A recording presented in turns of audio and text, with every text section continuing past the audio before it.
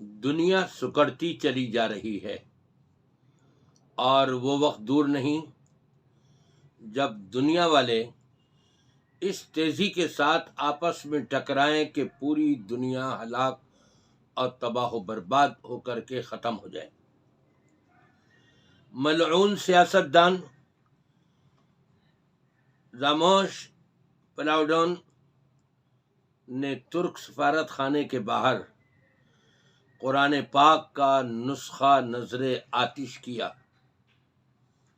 Sweden میں قرآن پاک شہید کرنے کی ناپاک جسارت ہو رہی ہے۔ سویڈش حکومت کا اس میں ہاتھ لگ رہا ہے، اس کی اجازت سے ہوا ہے، کیونکہ جب یہ شیطانی عمل ہوا اور اس کے دوران جو احتجاجات ہو رہے تھے اس میں وہاں کی بھاری نفری، پولیس کی بھاری نفری اس ملعون کی حفاظت میں لگی ہوئی تھی۔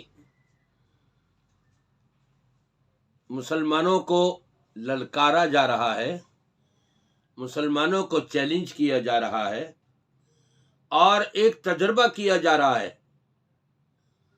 پہلے فلسطین کے اوپر قابض ہو کر کے تجربہ کرتے ہوئے یہ اسرائیلی اور غیر مسلم یہود و نصارہ اپنی کامیابی سمجھ رہے ہیں، اور اب مختلف ممالک میں 1.5 ارب مسلمانوں کے مذہبی جذبات کو ابھارنے کی کوشش کی جا رہی ہے، ان کے ایمانی جذبات سے کھیلا جا رہا ہے۔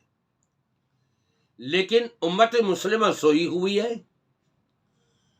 پاکستان، ترکی اور کویت، انہوں نے تو بھرپور احتجاج کیا۔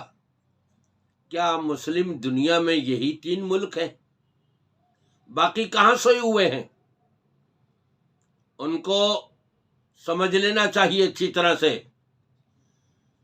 اگر قرآن پاک کی بے حرمتی پر انہوں نے آوازیں نہیں اٹھائیں اور کارگزاری اپنی نہیں دکھائی، ہونا تو یہ چاہیے تمام اسلامی ممالک ایسے ملکوں کا بالکل بائیکاٹ کریں، کلی طور پر سوشل بائیکاٹ ان تمام ایسے ممالک کے کہ جو مسلمانوں کے خلاف سازشیں کر رہے ہیں، قرآن پاک کے خلاف سازش کر رہے ہیں، ان سب کا بائیکاٹ ہونا چاہیے، ان کی تمام مصنوعات کا بائیکاٹ ہونا چاہیے۔ جب پوری کی پوری مسلم دنیا مل کر یہ قدم اٹھائے گی تو انشاءاللہ آئندہ قرآن پاک کے ساتھ ایسی گستاخی نہیں ہوگی۔ لیکن سوئے ہوئے مسلمانوں کو، سوئے ہوئے ممالک، اسلامی ممالک کو میں یہ بتانا چاہ رہا ہوں، یہ یہود و نصارہ آپ کو آزما رہے ہیں کتنے پانی میں ہو، اور کس وقت کے لیے آزما رہے ہیں؟ اس وقت کے لیے کہ جب بیت اللہ خانہ کعبہ اور مسجد نبوی کو یہ مسمار کر دیں گے، آپ کے ہاتھ خالی ہوں گے، پڑے سوتے رہیں گے۔ ابھی سے اٹھیے اور اپنے جذبات کا، ایمانی جذبات کا مظاہرہ کیجیے اور بھرپور طریقے سے ان کے اوپر دباؤ ڈالیے، تمام اسلامی ممالک مل کر کے، تو آپ دیکھیں کہ انشاءاللہ تعالی یہ غیر مسلم سارے کے سارے گھٹنے ٹیکنے پر تیار ہو جائیں گے۔